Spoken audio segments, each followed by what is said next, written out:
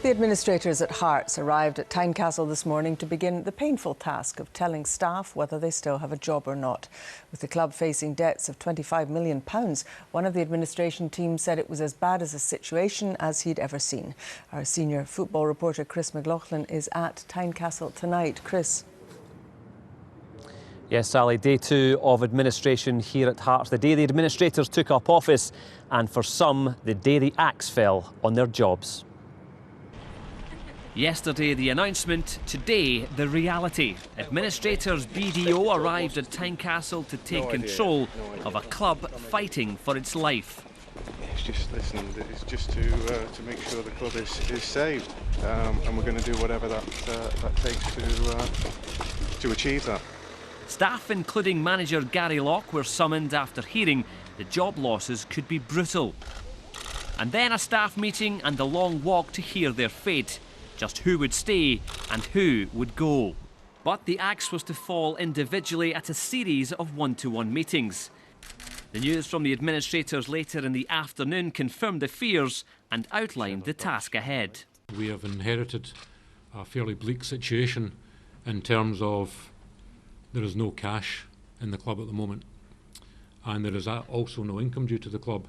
So that's put us in the situation where it's been very regrettable, but as of today, we've had to make 14 administrative staff, 9 full-time and 5 part-time redundant. And it is likely that 4 players, 2 youth and 2 senior, will also be made redundant. You're a veteran of many football administrations. Just how desperate a situation is this one? Well, we've got to be honest, it's as desperate as anything I've seen. To arrive in June when you have no income anyway, and to start off with absolutely no opening income at all, and you also have a situation where 7,000 season tickets have already been sold. It doesn't get much worse than that from that point of view. Trying to look at the positive side of it, we all know there's a huge fan base here.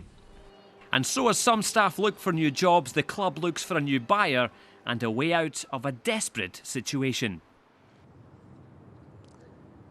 Yes, a difficult day for this club and difficult days to come as well. One of the men tasked with saving Hearts is the BDO administrator, Trevor Birch, who I'm delighted to say joins me now. Trevor, we heard from Brian Jackson there, who painted a very bleak picture. What is the plan to generate cash immediately? Well, there are not many options open to us, Chris, really. And of course, the easiest and the quickest option to us is to go to the fans yet again. And we're hopeful that in selling a further 2,000 to 3,000 season tickets, that will provide us with the cash to give us the breathing space to enable us to get an interested party over the line. Do you have a timescale for that?